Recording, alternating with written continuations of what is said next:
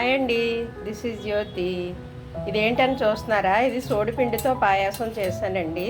ఇది పైన dry fruits వేసాను. ఇది పిల్లలకి పెద్దలకి ఎంతో బలాన్ని ఇచ్చే, చాలా టేస్టీగా కూడా ఉంటుంది.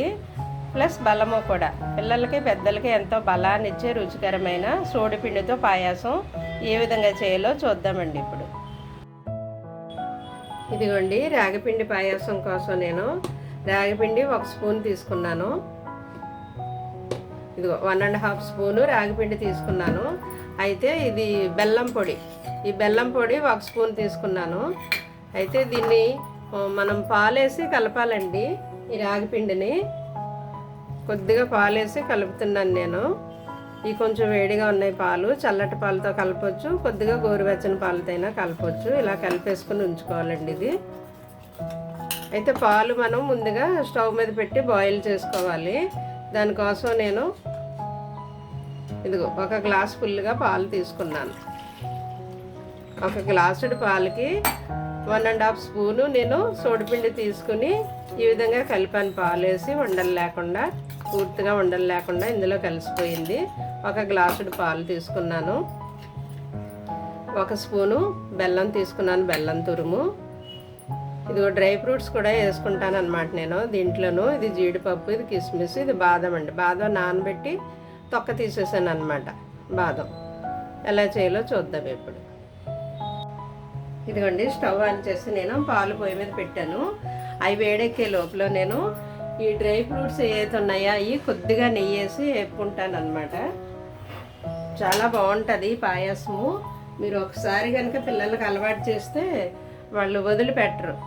చాలా టేస్ట్ బాగుంటుంది, బలం కూడా కదండి పాలు.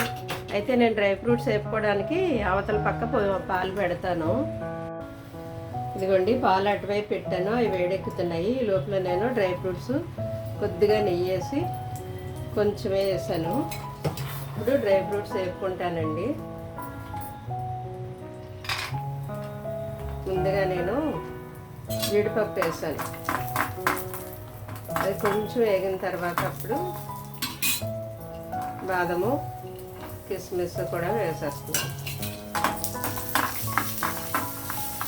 పాలు వేడెక్కాయండి.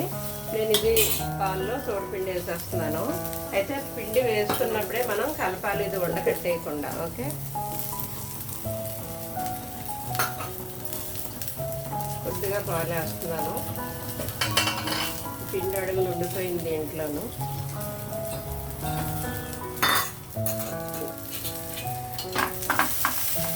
చూసుకోండి, 2 బ్యాలెన్స్ చేసుకోవాలి. ఈ మాడిపోకూడదు, అది ఉండగట్టేయకూడదు.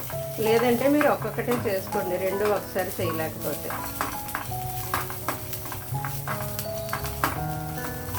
ఇదిగోండి, అయిపోయింది. డ్రై ఫ్రూట్స్ వేగిపోయాయి. ఇది నేను ఆపేస్తాను. పాలు ఇటువైపు పెట్టుకుంటాను.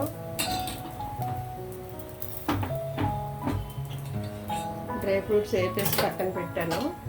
ఇది పాలు అంటే పిల్లలు సోడిజావ తాగడానికి ఇష్టపడరు కదండి. మజ్జిగ వేసి చేసిన సోడిజావ పిల్లలు తాగడానికి ఇష్టపడరు. ఆ మజ్జిగ టేస్ట్, ఆ స్మెల్కి. ఎందుకంటే పాలు వేడెక్కాయి కదా, నేను ఇప్పుడు బెల్లం వేసేస్తున్నాను ఇందులో. బెల్లం తురుము ఆప్షన్ మీదేనండి. బెల్లం మీకు ఇష్టమైతే బెల్లం వేసుకోండి, లేదంటే షుగర్ వేసుకోండి. కానీ బెల్లంతోనే బాగుంటుంది కదా, ఐరన్ ఉంటుంది. షుగర్ కంటే బెల్లం బెటర్ అని నేను బెల్లం తీసుకున్నాను. మీ ఇష్టం, బెల్లం కానీ షుగర్ కానీ వేసుకోండి. కానీ పాలతో చేసింది పిల్లలు ఇష్టపడతారు, మజ్జిగతో చేసింది తాగరండి ఆ స్మెల్కి. ఇదైతే బలం కూడా.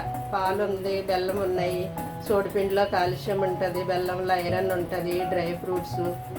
ఇవి పైన డ్రై ఫ్రూట్స్ వేస్తే క్రంచీగా ఉంటాయి, తింటూ తాగుతారనమాట. ఇదిగోండి, ఈ విధంగా అయిపోయింది. చూపిస్తాను మీకు. ఇదిగో ఈ కన్సిస్టెన్సీ వస్తే చాలు, అంటే తింటూ తాగుతారనమాట. దీనిపైన డ్రై ఫ్రూట్స్ వేస్తే ఈ సోడిజావా ఆ డ్రై ఫ్రూట్స్ తింటూ ఇది తాగుతారు. ఇప్పుడు మనం కప్పులోకి వేసుకుందాం, డిష్ అవుట్ చేద్దాం. ఇదిగోండి, పాయాసం ఈ విధంగా రావాలి. ఈ కన్సిస్టెన్సీలో కొంచెం గోరువెచ్చగా అయ్యింది, చల్లారింది. ఒకవేళ మీకు చిక్కబడిపోతే కొద్దిగా వేడిపాలు కలుపుకోండి, పర్వాలేదు. ఓకే, దీన్ని ఇప్పుడు మనం కప్పులో వేసుకుందాం తాగడానికి.